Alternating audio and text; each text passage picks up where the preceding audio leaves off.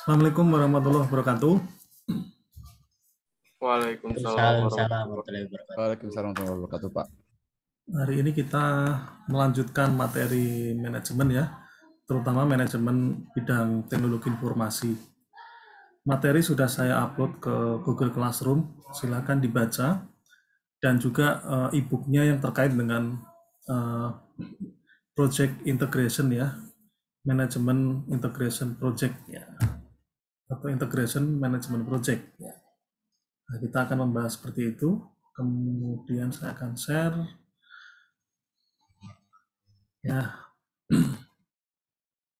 Ya, kita mulai dari studi kasus dulu. Ini dari kasus yang muncul di suatu perusahaan ya, di sebuah perusahaan.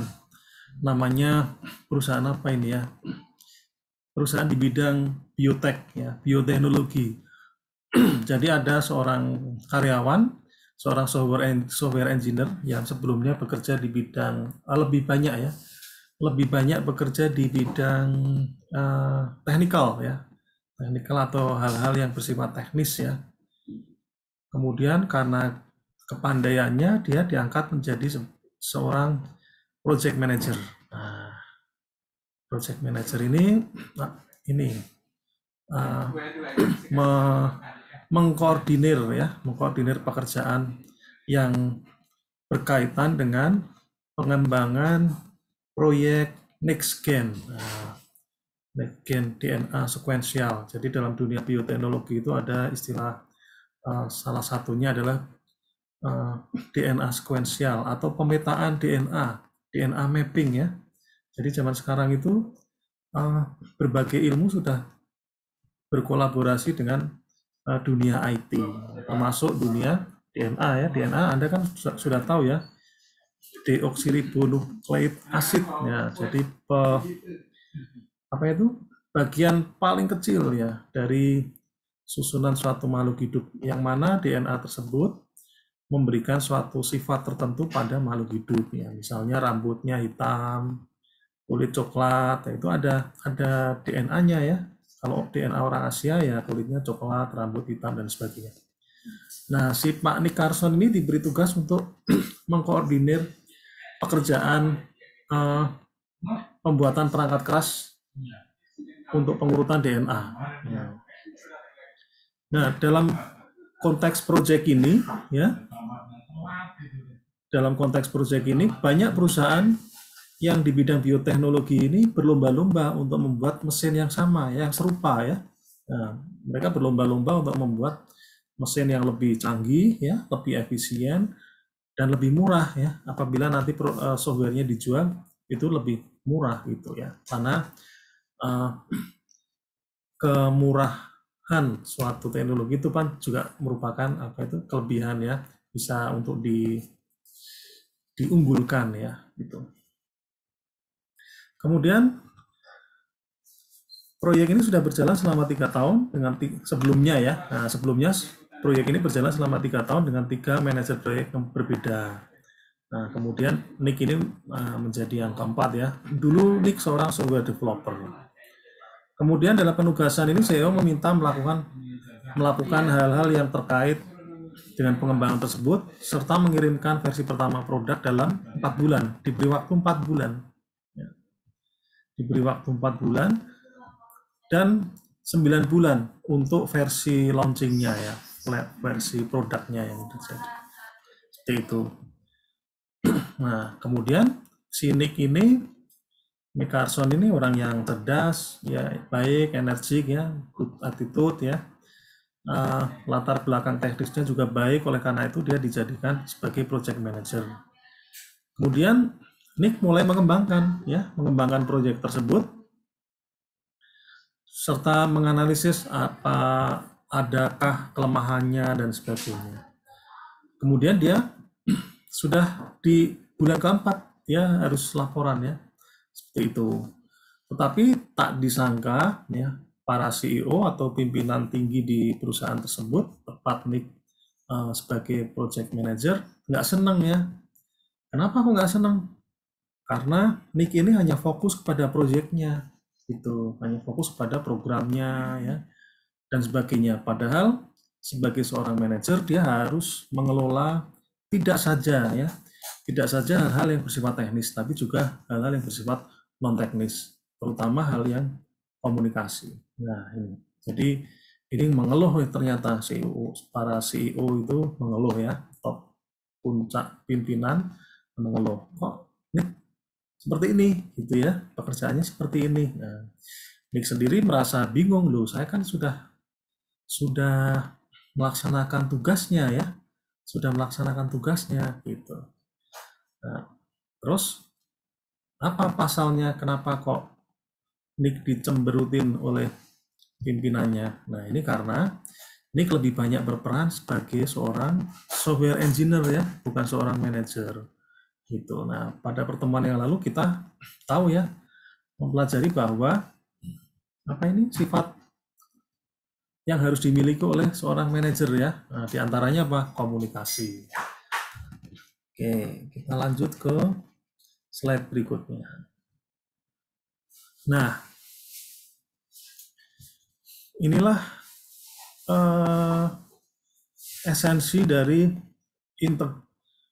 project integration management ya, manajemen integrasi ya. Jadi pekerjaan-pekerjaan yang ada di dalam project itu harus diintegrasikan, tidak hanya yang bersifat teknis tapi juga yang non teknis ya, termasuk laporannya, termasuk desainnya, komunikasinya ya, sampai mana dan sebagainya. Jadi integrasi ini memastikan bahwa semua elemen proyek terlaksana pada waktu yang tepat untuk agar proyek tersebut sukses. Nah, ada 6 kunci dalam 6 komponen dalam manajemen integrasi project. Yang pertama adalah developing project charter. Kemudian yang kedua developing project management plan. Yang ketiga directing and managing project. Nah, ini nanti kita bahas satu-satu. Kemudian monitoring and controlling project. Kemudian yang kelima performing integrated change control.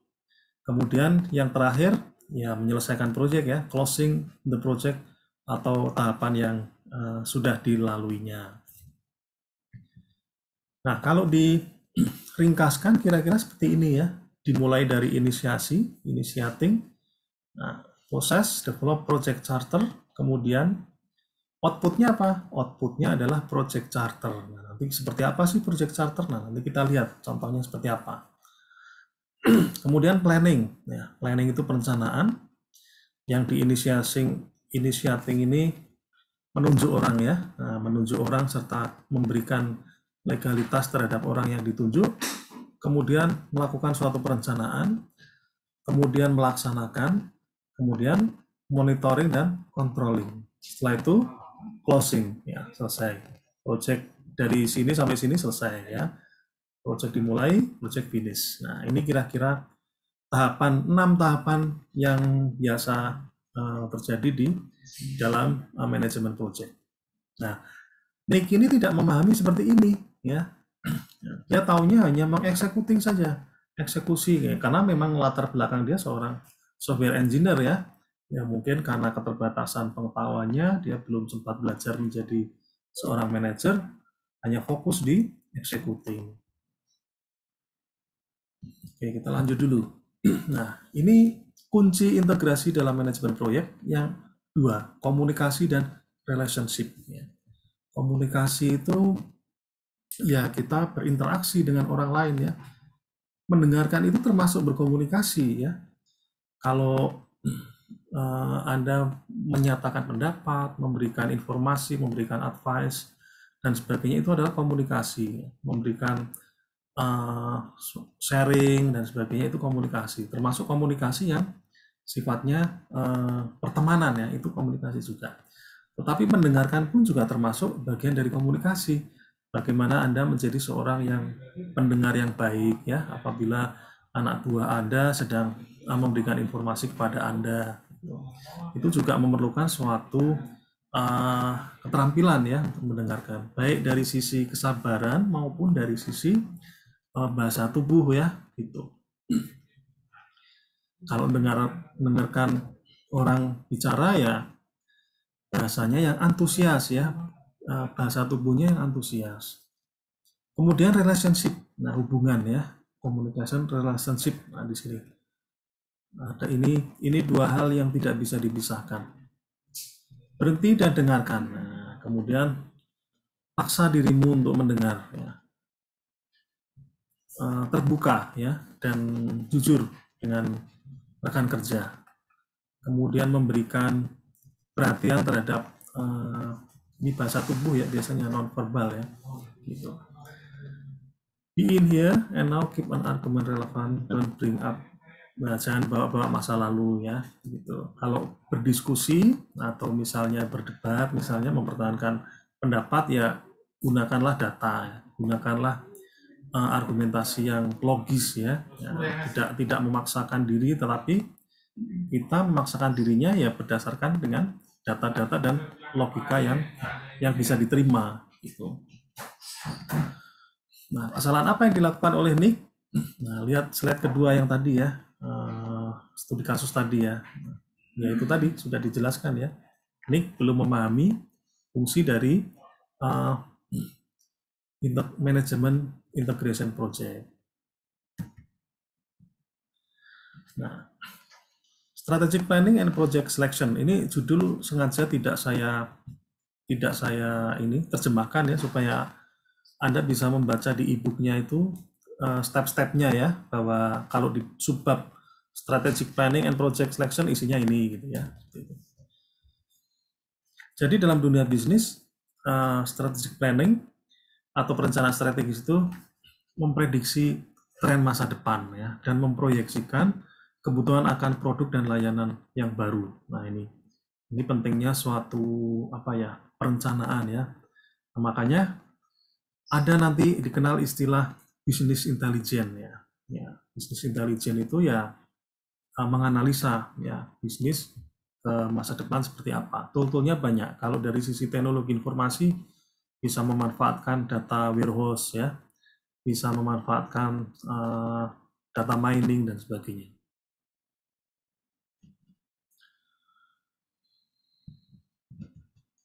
Ya, salah satu cara untuk menganalisis perencanaan strategis menggunakan yang namanya SWOT analysis ya. SWOT analysis. Nah, apa itu SWOT?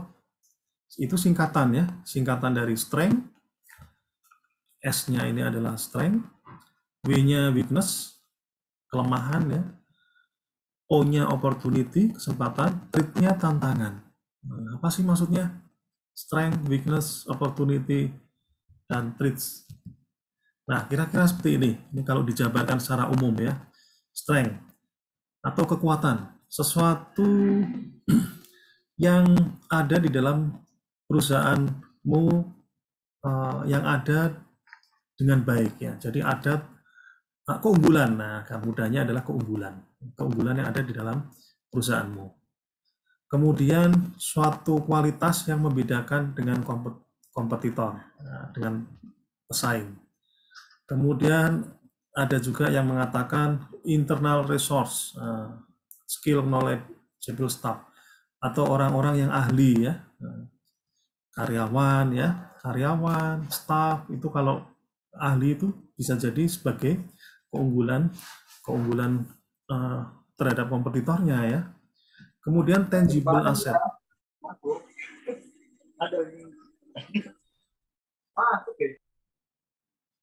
Kemudian tangible asset. Ya, tangible itu tampak, intangible itu tidak tampak. Nah, kalau yang ini knowledgeable staff ini intangible, nggak tampak ya. Kemudian kalau yang tangible itu yang tampak, misalnya gedung ya, gedung, perusahaan, aset dan sebagainya. Itu termasuk bagian dari kekuatan, strength. Kemudian weakness, ya, ini merupakan kelemahan, ya, sesuatu yang membuat perusahaan Anda itu tidak kuat. Misalnya apa ya? Oh, misalnya gedungnya masih nyewa ya, misalnya seperti itu. Atau misalnya lokasinya jauh dari keramaian misalnya. Kalau misalnya ada perusahaannya adalah perusahaan jasa dan perdagangan, misalnya seperti itu. Atau sumber dayanya terbatas ya. Harusnya idealnya membutuhkan sekitar sekian ratus karyawan, tapi ternyata hanya punya 50 karyawan. Wah, ini kelemahan ini. Meskipun perusahaan tersebut bisa berjalan, ya. Kemudian selling proposition, apa ini? Market pasarnya yang tidak jelas, ya. Market pasarnya, alias banyak pesaingnya. Gitu. Bedakan dengan yang ini. Nah, ini nggak punya pesaing, ya.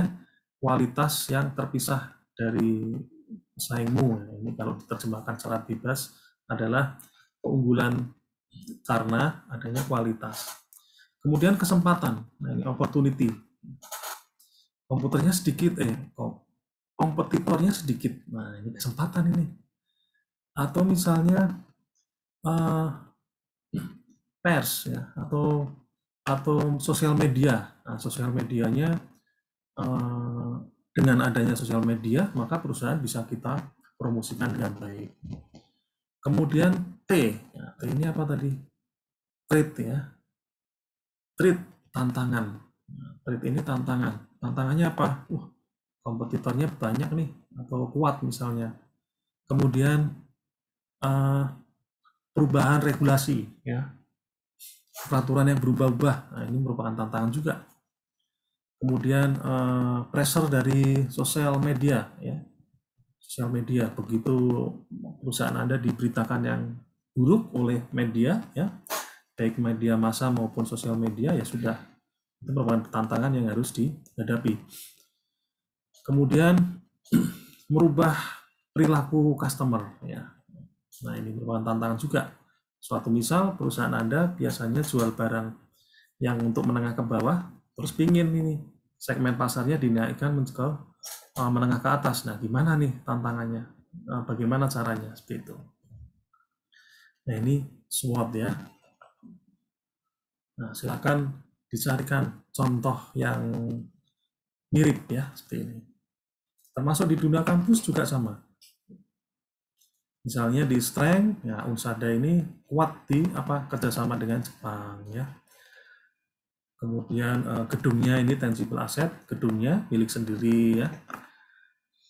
Kemudian juga ada kelemahannya, opportunity juga, trade-nya, ya, pasti ada, ya. Nah, dalam menggambarkan suatu SWOT, boleh digambarkan seperti ini juga boleh. Kalau tadi kan seperti tabel, ya, ini tabel dalam bentuk tabel. Kekuatanmu apa, kelemahannya apa, kesempatannya apa nih, kemudian tantangan. Kemudian Anda buatkan dalam bentuk mind map. Nah, ini mind map dari SWOT analisis di tengah, kemudian ada 4 garis yang keluar, ya, strength, opportunity, threat, weakness. Nah, ini misalnya di sini weakness, little money, uangnya sedikit. Terus no website, no clear marketing strategy, strategi marketingnya nggak jelas, ya. Tidak ada pengalaman akuntan, ya, keuangan misalnya, gitu, ya. Plus ini bisa ditambahkan juga solusinya, ya. Kalau nggak punya ahli keuangan, ya sudah meng-hire akuntan, ya. Atau misalnya nggak punya strategi pemasaran, ya sudah kita buat marketing plan. No website, tidak punya website, ya kita buatkan website, dan seterusnya. Begitu juga ini yang strength, ya, atau opportunity, ya. To major conference promosi, ya. Kemudian klien ingin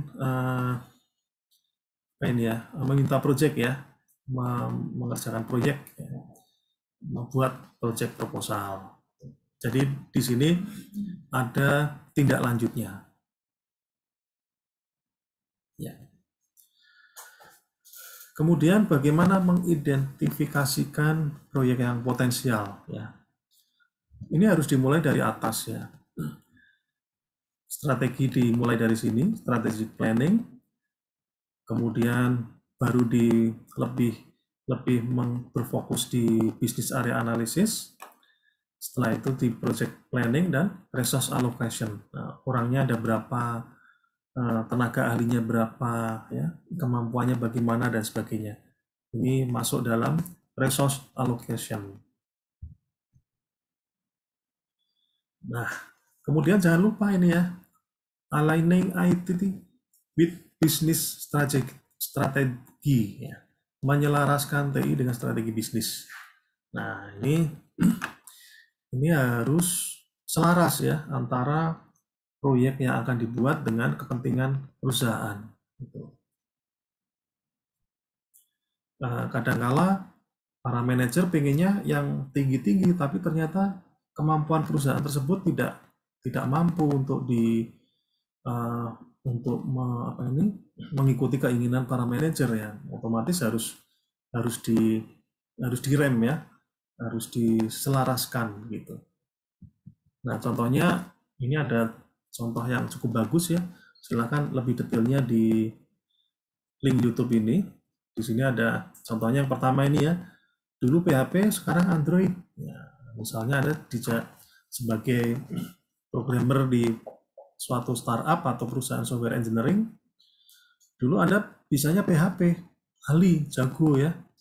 Tapi ternyata beberapa tahun terakhir aplikasi yang berbasis web sudah mulai meredup.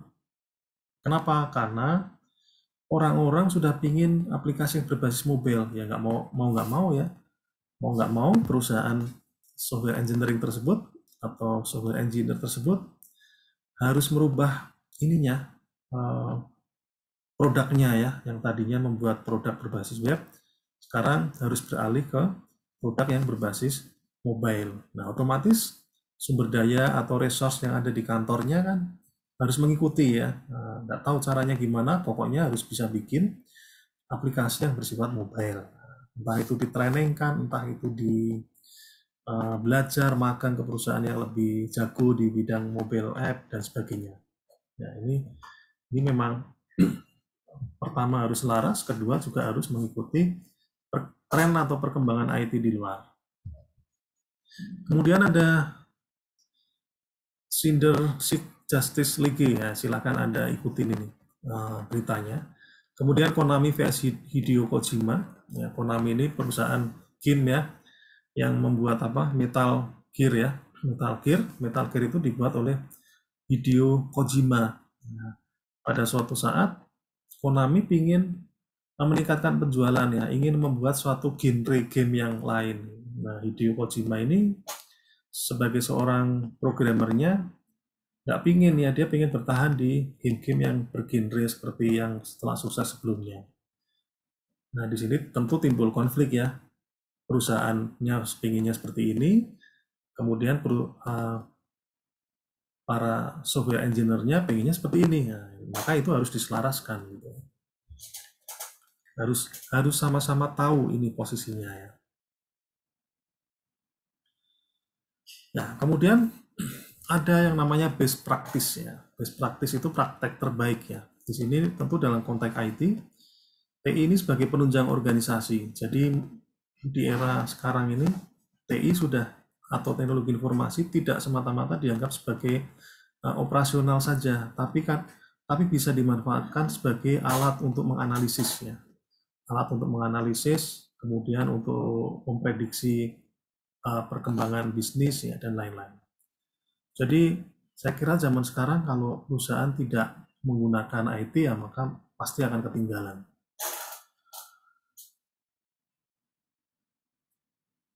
Nah, ini contohnya ini ya, perusahaan-perusahaan yang menggunakan IT sebagai penunjang organisasi. Nah, termasuk di kampus kita, Anda kuliah online pun juga ada sistem ininya kan, ada sistem informasi akademiknya yang bisa mengakomodasi untuk perkuliahan online. Atau misalnya nggak online pun juga ada SEAKAT yang digunakan untuk Anda absen, dosen untuk menginputkan nilai ya, kemudian staf TU untuk membuat jadwal dan sebagainya dan sebagainya. Nah, memang harus seperti itu ya. Contohnya di sini Amazon. Amazon itu dulu di awal perusahaannya yang kita tahu dia adalah jualan buku, tapi sekarang dia sudah penyedia cloud ya, cloud. Kemudian Accenture juga, kemudian Nestle, IBM ini dulu yang kita tahu adalah perusahaan di bidang komputer ya,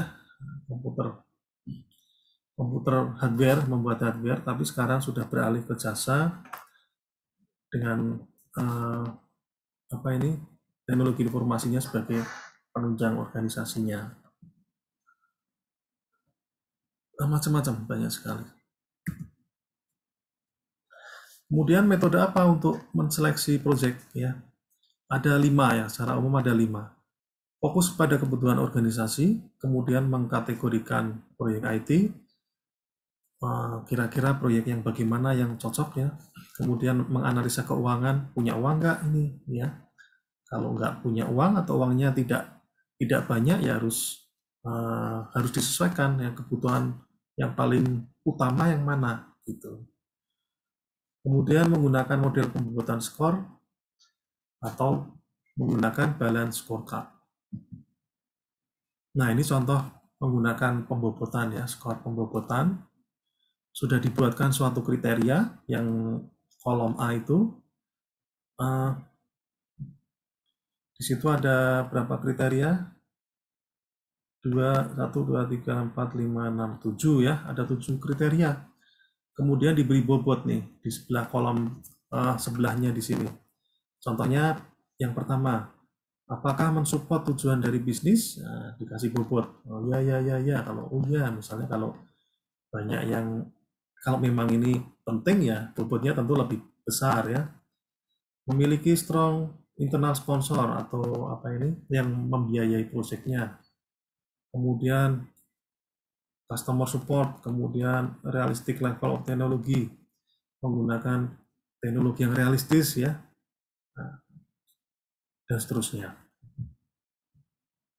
Kemudian dipetakan di sini ya. Nah, dibuatkan grafik. Oh, ternyata project 2 ini yang ini ya, bobotnya lebih besar ya. Lebih besar ya. Sudah, project 2 ini diloloskan. Oke. Nah, ini ya tadi yang 6 komponen ya, 6 komponen dalam integrasi manajemen project. Project charter. Nah, apa itu project charter? Dokumen yang secara formal mengakui keberadaan proyek dan memberikan arahan tentang tujuan dan manajemen proyek. Termasuk mendelegasikan ya, memberikan ininya apa itu sumber dayanya ya, diketuai oleh siapa, orangnya siapa saja seperti itu di project charter.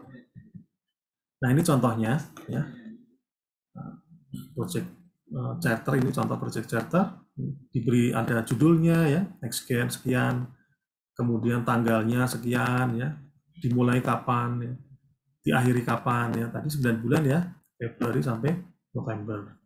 Schedule-nya bagaimana dan seterusnya, tujuannya, kemudian keuangan dan sebagainya. Anggotanya siapa saja dan perannya apa saja. Oh ini si Ahmed Abram sebagai sponsor ya, CEO, kemudian Lee Carson project manager, yang lain team member. Nah, ini contoh project charter. Kalau di beberapa institusi mungkin SK ya, SK penunjukan. Nah, seperti itulah gampangnya, mudahnya itu seperti itu. Kemudian developing project management plan.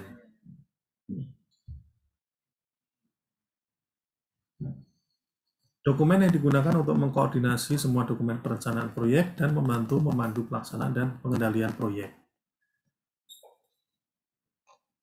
Nah, di sini manajer proyek harus banyak berkomunikasi dengan stakeholder ya, termasuk tim membernya ya, dan pemangku kepentingan lainnya atau stakeholder. Pemangku kepentingan lainnya tuh apa sih yang dimaksud pemangku kepentingan lainnya? Ya atasannya, mungkin suppliernya ya, supplier barangnya, kemudian yang bagian maintenance yang terkait dengan proyek dan sebagainya seperti itu. Atau orang-orang yang terlibat dalam proyek tersebut.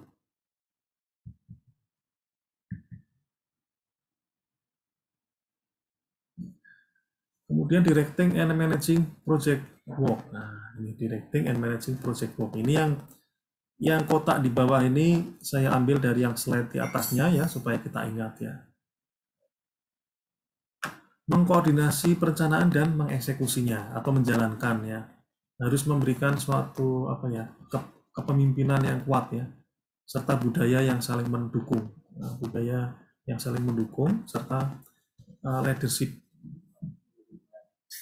Kemudian project execution, tool dan teknik. Nah, ini cara, metode, atau tool, atau alat dan bahan yang digunakan untuk menjalankan proyek tersebut.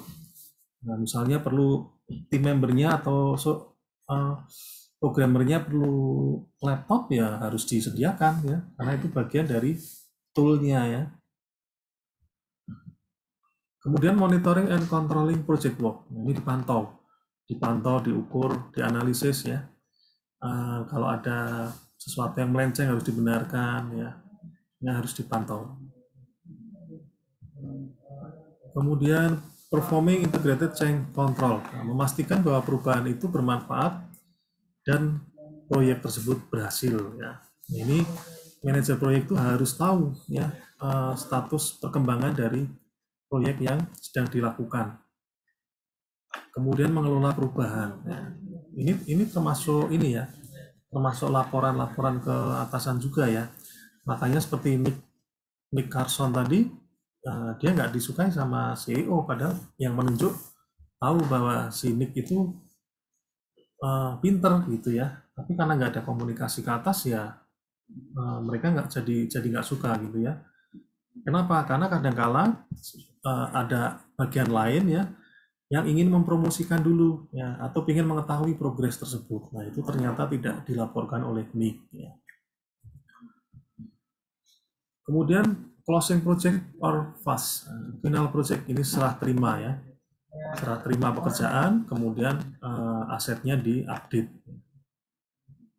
Kalau misalnya membangun rumah ya berarti serah terima antara pekerja rumah atau yang bertanggung jawab untuk membangun rumah kepada pemiliknya ya, dicek. Di situ ada proses pengecekan ya, apakah sudah berfungsi dengan baik, sudah sesuai dengan gambar yang sudah dirancang dan sebagainya. Ya, selesai. Ya. Terima kasih. Ya, ada pertanyaan? Pak. Ya. Maaf Pak, saya mau nanya. Ya. Silakan. Maaf Pak, saya mau nanya tentang Konami versus Kojima. Sebelumnya saya pernah ngikutin tuh Pak. Kan berakhir Kojima dipecat dari perusahaan. Nah, menurut Bapak itu manajemen yang gagal untuk menyampaikan planning perusahaan ke depan kepada pegawai-pegawai engineering software-nya, atau Kojimanya sendiri yang menolak untuk maksudnya menerima perubahan gitu Pak, yang kedepannya akan game beralih ke mobile. Itu permasalahannya di mana Pak? Terima kasih Pak. Ya, ini seperti halnya benturan antara idealisme dan komersialisme ya. Masing-masing punya kepentingan sendiri-sendiri ya. Perusahaan punya kepentingan sendiri untuk menjalankan roda bisnisnya. Si staf yang terkait dengan pengembangan produk juga punya kepentingan sendiri. Nah, sehingga itu menimbulkan konflik gitu. Nah, kalau tidak bisa dijembatani ya mau nggak mau harus salah satu harus misah gitu ya. Karena kalau dari sisi sudut pandang perusahaan, dia akan berpikir bahwa kalau misalnya membuat suatu barang yang tidak laku di pasaran, maka perusahaan akan ambruk gitu ya. Nah, seperti itu. Jadi dalam kondisi yang ideal itu harus saling menerima, masing-masing saling menerima gitu ya. Tentu harus didukung dengan data. Nah, tadi di awal kan kita sudah diskusi mengenai komunikasi dan cara berkomunikasi ya, cara berkomunikasi meskipun untuk mempertahankan argumen tentu harus didukung oleh data. Nah, rupanya perusahaan pun juga sudah punya data juga ya, menganalisa pasar dari hasil tren, kemudian dari riset pasarnya seperti ini ya, maka produknya yang tadinya beralih dari tren A menjadi tren B misalnya. Nah, itu semua harus ngikut. Dan kasus Kojima dan Konami ini tidak satu-satunya kasus. Apple itu, pendiri Apple siapa? Masih ingat nggak pendiri Apple? Steve Jobs. Steve Jobs, betul. Steve Jobs itu diusir sama CEO-nya sendiri. Nah, padahal Apple itu yang mendirikan Steve Jobs gitu ya. Tapi begitu Steve Jobs begitu IPO ya, perusahaan Apple IPO itu initial public offering ya, melistingkan atau mendaftarkan perusahaannya ke pasar saham, maka dia sudah tidak miliknya Steve Jobs saja, tapi dia juga pemiliknya stakeholder yang lain, misalnya investor ya, investor terbesar ya jadi CEO misalnya, atau ditunjuk jadi komisaris atau CEO. Nah waktu itu Steve Jobs ingin membuat suatu komputer yang dengan spek tertentu, nah ternyata tidak disetujui oleh para dewan direksinya. Nah terjadilah pertentangan itu. Ya itu ada filmnya ya, silakan dilihat nanti filmnya. Cukup bagus ya, filmnya cukup bagus. Itu memberikan pelajaran manajemen kepada kita.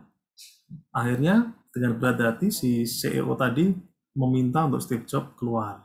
Nah, akhirnya dia keluar. Kemudian setelah keluar, kenapa kok dewan direksinya tidak setuju dengan Steve Jobs? Ya karena itu tadi, Steve Jobs punya mimpi tersendiri, dewan direksinya punya visi perusahaan yang berbeda dengan apa yang diimpikan oleh si Steve Jobs. Nah kemudian pisahlah Steve Jobs dengan perusahaan tersebut. Nah kemudian kan banyak waktu ya di dalam rumah ya. Nah, Pak Steve ini terus dia mengembangkan suatu produk sendiri sambil diiringi perusahaan Apple tersebut turun penjualannya. Nah, akhirnya CEO yang baru, saya lupa namanya, menghubungi Steve Jobs. Steve, yuk join lagi yuk. Steve Jobs bilang nggak mau saya nggak mau join, nggak cocok gitu ya. Ya sudah deh, bantu kita deh gitu ya. Ya sudah, dibantulah si perusahaan Apple tersebut gitu ya. Setelah dibantu, dia melihat para desainer komputernya membuat sesuatu yang ada tim yang membuat sesuai dengan impian dari Steve Jobs lah. Steve Jobs jadi semangat gitu ya, seperti itu. Kemudian setelah itu, singkat cerita, CEO yang mengajak Steve Jobs itu gabung ke Apple malah diganti. Kemudian Steve Jobs-nya jadi CEO lagi ya tapi memang terlepas dari itu semua, kepentingan antara perusahaan dengan ide-ide atau visi dari perusahaan itu harus selaras ya, karena bagaimanapun staff itu ya punya misi untuk mensukseskan perusahaan juga gitu ya. Dalam kasus Konami ya, Pak siapa tadi, Hideo Kojima, Pak. Nah, Hideo Kojima akhirnya kan mendirikan perusahaan baru ya. Sukses nggak?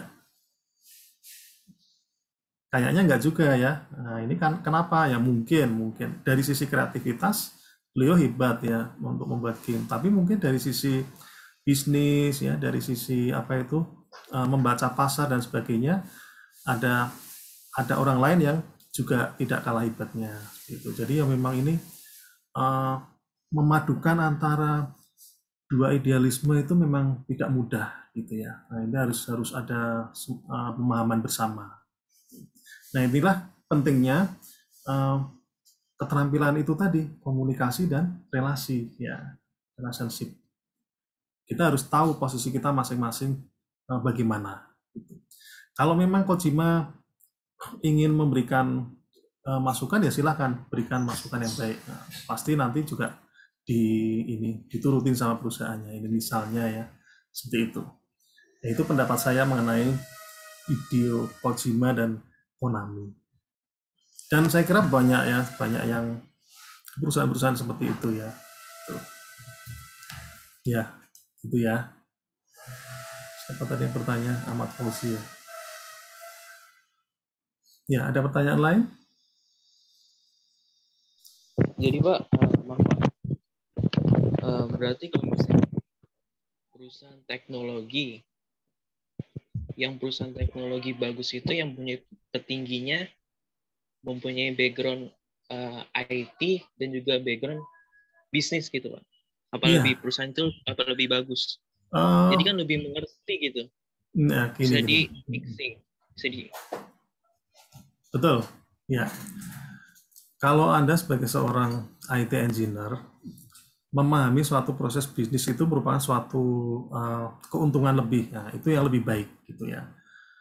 Karena bisa jadi nanti ketika Anda jadi seorang entrepreneur di bidang IT ya, startup, maka ilmu itu yang akan dipakai gitu ya, akan dipakai terus. Gimana cara mencari pasar, gimana cara mencari pelanggan, gimana membuat produk yang baik, ya, bagaimana melakukan riset pasar dan sebagainya.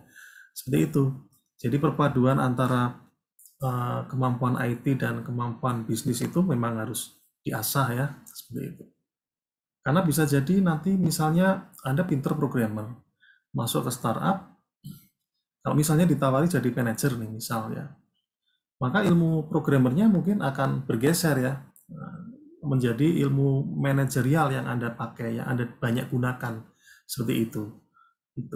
Nah, maka ya memang harus tahu menurut saya ya. Gitu. Nah, salah satu caranya di luar mata kuliah ini ya mungkin banyak membaca, kemudian aktif di kegiatan ya, banyak berkomunikasi dan sebagainya. Itu secara tidak langsung juga akan mengasah keterampilan Anda di bidang yang lain. Nah, makanya di kurikulum IT kan pasti ada yang namanya kewirausahaan, etika rekayasa ya, metodologi penelitian dan sebagainya. Padahal nggak ada hubungannya ya. Metodologi penelitian apa coba hubungannya sama programming? Nggak ada. Kewirausahaan juga nggak ada dengan programming secara teknikal ya. Nah, tapi itu memberikan suatu keterampilan berpikir ya, kemampuan berpikir atau pengetahuan tambahan untuk bagaimana baiknya nanti. Itu termasuk mata kuliah ini ya. Jadi Anda nanti jadi project manager, jadi tahu tidak hanya berkutat di project yang teknikal, tapi juga harus berkomunikasi, melaporkan, mencari informasi dan sebagainya yang gitu-gitu ya, yang sesuatu yang mungkin jauh dari yang namanya programming gitu.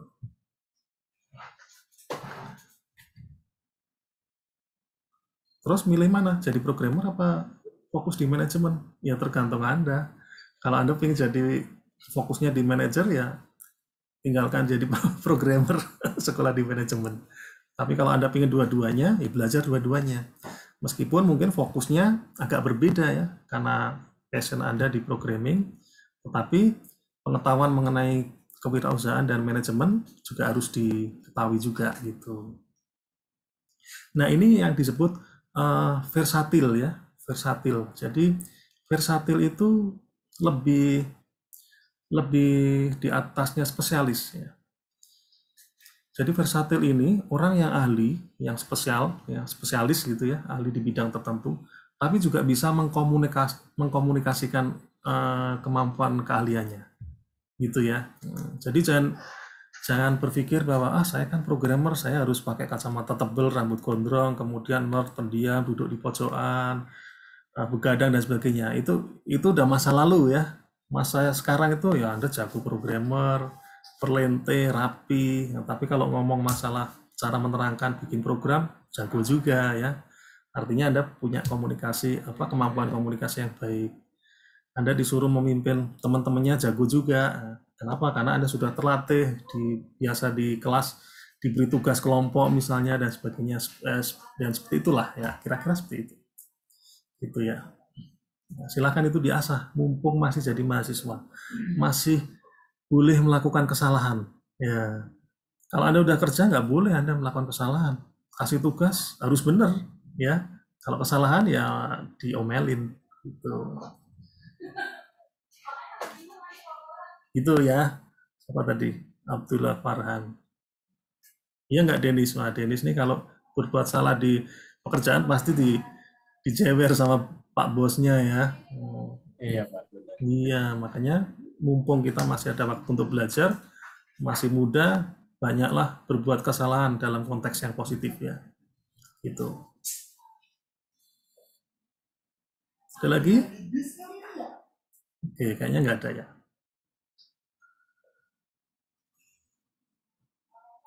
Baik, kalau tidak ada, silakan dibaca lebih detail bahan bacaannya ya, yang ada di Google Classroom. sambil diiseng-iseng dikerjakan latihannya itu tinggal kayaknya latihannya ABCD ya. Seperti itu ya, dibaca-bacalah ya biar ini. Kita foto bersama. Terima kasih atas perhatiannya. Assalamualaikum warahmatullahi wabarakatuh. Waalaikumsalam warahmatullahi wabarakatuh, Pak. Terima kasih, Pak. Sama. Terima kasih, Pak.